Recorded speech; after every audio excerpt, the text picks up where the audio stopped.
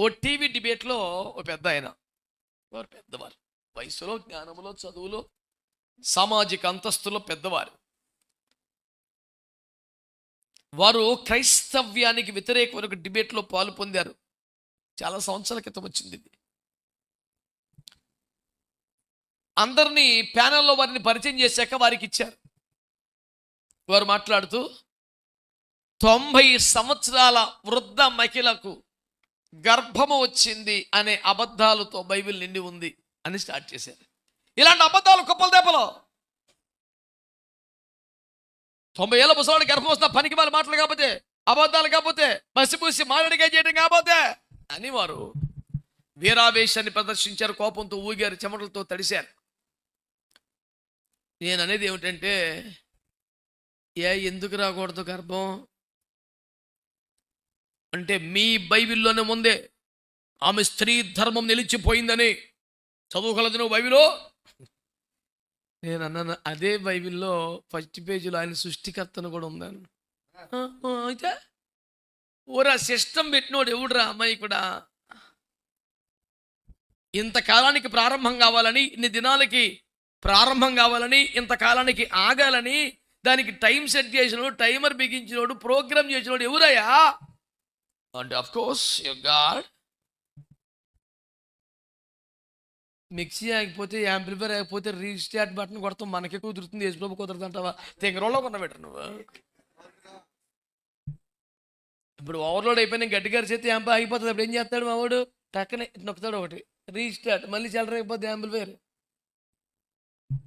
కలుగును కాకంటే కలిగింది, ఆగును కాకంటే ఆగింది, మళ్ళీ ప్రారంభం అగును కంటే అవుతుంది. పెద్ద సిస్టమే ఉంది అమ్మాయికి అంటే అంతేనట.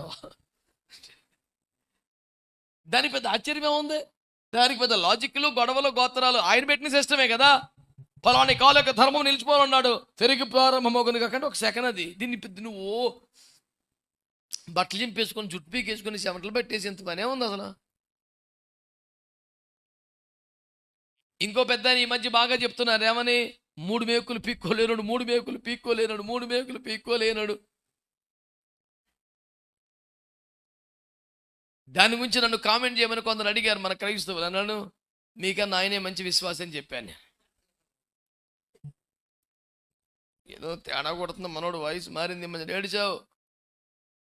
3 మేకులు కొట్టారని ఏ ధర్మశాస్త్రంలో రాసి ఉంది? బైబిల్లోనేగా. గెత్సెమోన్లో ఏడ్చాడు, బాబు తప్పించబోమని, ఏడవలని ఆడపిల్లకి ఏడ్చాడు అని ఆయన ఎద్దేవా చేస్తున్నారు. దేన్ని బట్టి? బైబిల్ని బట్టిగా. అంటే అరెస్ట్ చేశారని ఆయన నమ్ముతున్నారు. దేన్ని బట్టి చెప్పు? ఏడ్చాడని చెప్తున్నారు. దేన్ని బట్టి? సిలువ వేయబడ్డాడని చెప్తున్నారు. దేన్ని బట్టి? విదిపించుకొని కిందికి రాడు, దాని మీదే వేలాడు, అలాగే చచ్చిపోయాడని చెప్తున్నాడు. దేన్ని బట్టి? నువ్వన్నా ఇంత బాగా నమ్ముతున్నావో లేదో బైబిల్ ఆయన బాగా నమ్ముతున్నారు. సువార్త మొత్తం నమ్ముతున్నారు, వాక్యాలు మొత్తం, యేసయ్య శ్రమ, సిలువ, మరణం అన్నీ నమ్ముతున్నాడు. 90% నమ్మేది, ఇంకొక 10% పునరుద్ధానం ఒకటే నమ్మట్లేదు. ఇది నమ్మినాడు, అది కూడా నమ్ముతాలో ఊరిక గోల్ చేయబాకని చెప్పాను. వీడు అంటాడు అంతేనటవా? ఖచ్చితంగా అంతేరా బాబు. అసలు వ్యతిరేకించే వాళ్ళే మారిపోతే ఆయనకు 90% నమ్ముతున్నారండి గాస్పెల్. 10%గా నమ్మందే. ఆయన సిలువ, శ్రమ, మరణం అన్నీ నమ్ముతున్నారు. ఆయన పునరుద్ధానం ఒకటే ఉట్టిదే సోది, అబద్ధం అంటున్నారు. 90% నమ్మినోడు ఇంకో 10గా. అసలు నమ్మలోడు మన బ్యాచ్ కంటే బెటర్ కాదు.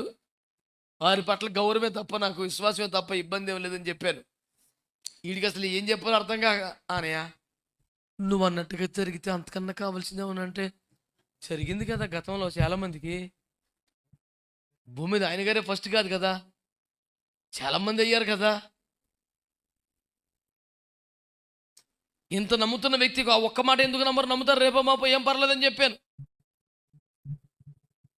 మిమ్మల్ని చూస్తాను డౌట్ అవుతుంది, మీరు నమ్ముతున్నారు ఎందుకని? యేసయ్య మరణాన్ని నమ్ముతున్నారా? పునరుద్ధానం నమ్ముతున్నారా? పరలోకం వెళ్ళడం నమ్ముతున్నారా? ఆత్మను పంపడం నమ్ముతున్నారా? తిరిగి వస్తారని నమ్ముతున్నారా? ప్రిపేర్ అయిపోండిగా.